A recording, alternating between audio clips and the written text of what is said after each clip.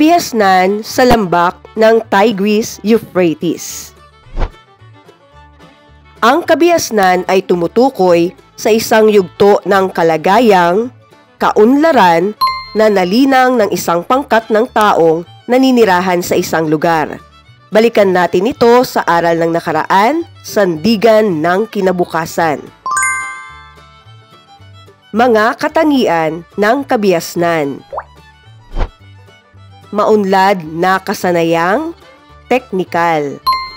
Maunlad na batas at alituntunin. Dalubhasang, manggagawa. Maunlad na kaisipan. Epektibong sistema ng pagsusulat o pagtatala. Mapa ng nakaraan. Kabihasnan ba'y bihasa ka? Itapat ang mga sinaunang kabihasnan sa tamang ilog na pinagmulan nito at hanapin sa mapa ang lokasyon kung saan umusbong ang bawat isa. Ang kabihasnang Mesopotamia ay umusbong sa ilog Tigris at Euphrates. Ang kabihasnang Indus ay umusbong sa ilog Indus. Ang kabihasnang Ehipto ay umusbong sa ilog Nile. Ang kabihasnang Xiang ay umusbong naman sa ilog Wanghe at Yangtze. Mapa. Mesopotamia, Indus, Ehipto, Xiang. Mesopotamia.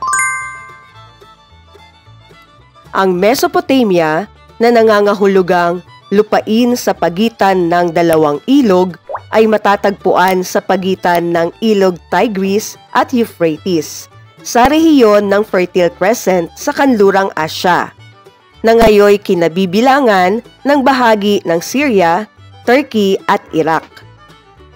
Sa kabila ng maladisyertong kapaligiran, naging matabang lupain ang Mesopotamia dahil sa taunang pag-apaw ng mga ilog na nagiiwan ng banlik.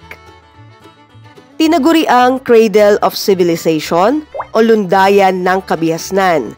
Dito umusbong ang mga sinaunang lungsod-estado at kabihasnan gaya ng Sumer, Akkad, Babylonia, Assyria at Chaldea, na bawat isa'y may mahalagang ambag sa kasaysayan. Ambag ng sinauna, pundasyon ng kasalukuyan. Tukuyin ang mga ambag na nagbigay pundasyon sa kasalukuyan mula sa pangkat ng unang nanirahan sa bahagi ng Fertile Crescent. Irigasyon at kanal. Gulong. Kodigo ng batas ni Ornamu. Cuneiform. Ziggurat. Irigasyon at kanal, gulong, kodigo ng batas ni Ornamu, cuneiform, ziggurat. Sumer. Simbolo't susi, buksan ang kwento ng Sumer. Punan ang mga patlang sa teksto ng tamang salita. Noong 3300 BCE, unang nanirahan sa katimugang Mesopotamia ang mga Sumerian, na siyang bumuo ng mga lungsod-estado na isang pamayanan na may sariling pamahalaan at batas pero bahagi pa rin ng mas malaking kabihasnan. Upang harapin ang hamon ng kalikasan, nagtayo sila ng irigasyon, kanal at imbakan ng tubig upang mapangalagaan ang kanilang mga sakahan. Sa gitna ng lungsod, itinayo nila ang ziggurat, isang templo kung saan nakikipag-ugnayan sa mga Diyos ang mga patesi. Tinawag na theocracy ang kanilang pamahalaan, isang sistemang pinamumunuan ng pinunong panrelihiyon. Kalaunan ang ilang patesi ay naging pinunong militar. Nang ang kapangyarihan ay naipasa sa kanilang mga anak, nagsimula ang dinastiya, isang pamumunong namamana sa pamilya. Dahil sa kasaganahan ng pagkain, hindi na lahat kailangang maging magsasaka. Lumitaw ang iba't ibang trabaho tulad ng pari, sundalo at tagapamahala. Ang sistemang ito ng paghahati ng gawain ay tinatawag na division of labor.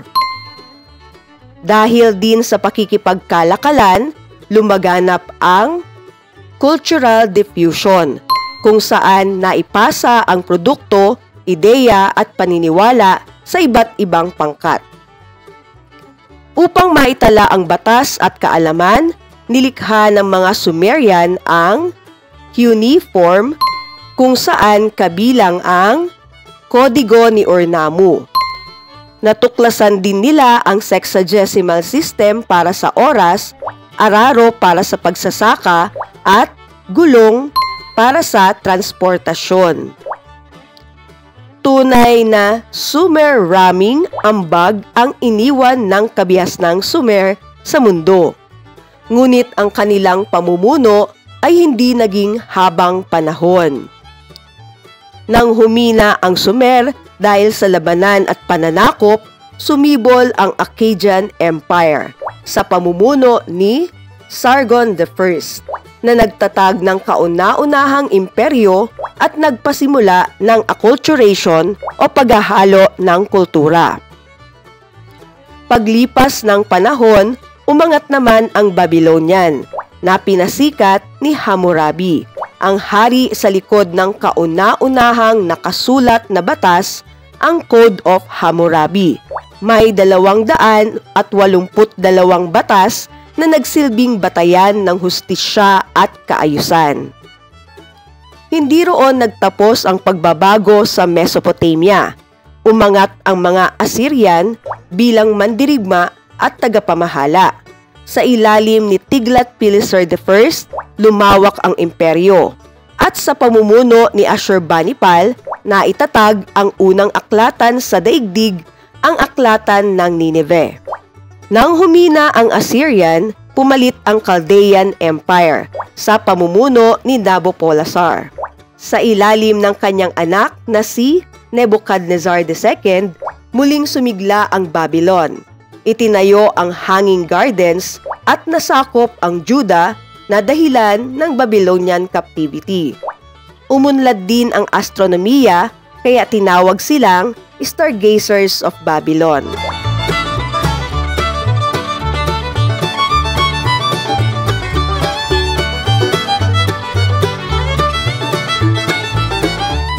Sino sa apat? Sinaunang imperyo ng Mesopotamia. Piliin ang tamang imperyo: Akkadian, Babylonian, Assyrian o Chaldean. Nagtatag ng unang imperyo: Akkadian. May Code of Hammurabi. Babylonian. Kilala sa brutal at siege warfare. Assyrian. Tinawag na Bagong Babylonians. Chaldean. Pinagmulan ni Sargon the Great. Akkadian. Nagtayo ng Hanging Gardens. Chaldean. May aklatan sa Nineveh. Assyrian. Lex talionis. Mata sa mata, ngipin sa ngipin. Babylonian. Kilala sa astrology at astronomy. Chaldean. Pinagsanib ang kulturang Sumerian at Semitic. Akkadian. Ang Stele of Hammurabi o Haliging Bato ay may nakaukit na larawan ni Haring Hammurabi na kasama si Shamash, ang kinikilalang Diyos ng katarungan at Diyos ng araw sa Babylonia. Sa ibabang bahagi ng harapan ng stele, nakaukit ang mga batas na umabot sa 282 inskripsyon. Batas noon, aral ngayon. Galing kay Hammurabi. Pumili ng isang batas mula sa Code of Hammurabi na sa tingin mo ay may kabuluhan pa rin ngayon. Ipaliwanag kung paano ito makatutulong sa mga kabataan o sa lipunan sa kasalukuyan.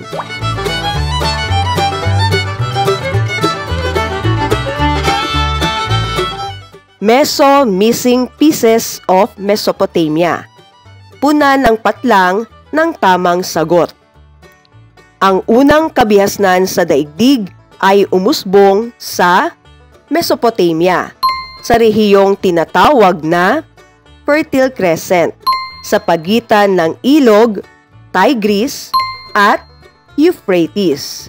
Dahil sa matabang lupa, nagsimula rito ang mga lungsod-estado at pag-usbong ng iba't ibang imperyo. Ang Sumer, ang kauna-unahang kabihasnan, na kilala sa cuneiform, ang unang sistema ng pagsulat. Sumunod ang Akkadian sa pamumuno ni Sargon, ang tagapagtatag ng unang imperyo. Naging tanyag naman ang Babylonian dahil sa Code of Hammurabi, isa sa mga unang batas na naisulat. Ang Assyrian ay kilala sa kalupitan at pagtatayo ng unang aklatan sa Nineveh. Sa huli, muling sumigla ang Babylon sa ilalim ng mga Chaldean na nagtayo ng hanging gardens. Mesopo, tama. Tukuyin ang tamang sagot. Anong estruktura ang itinayo bilang templo at sentro ng pamayanan upang parangalan ang Diyos o patron? Ziggurat. Ano ang kauna-unahang sistematikong paraan ng pagsulat na ginawa ng mga Sumerian upang itala ang kanilang batas, kalakalan at paniniwala? Cuneiform. Ano ang uri ng pamahalaan kung saan ang kapangyarihan ay nasa simbahan o mga pinunong panrelihiyon? Theocracy. Anong mahalagang ambag ng Sumer sa larangan ng matematika? Ang base 60 system na ginagamit sa oras at sukat. Sexagesimal system. Anong gusali sa Babylonia ang pinagawa ni Nebuchadnezzar para sa kanyang asawa at kabilang sa 7 wonders of the ancient world? Hanging Gardens of Babylon. Sa Mesopotamia, nagsimula ang kabihasnan. Nawa ay sa kabataan, magpapatuloy ang kaalaman.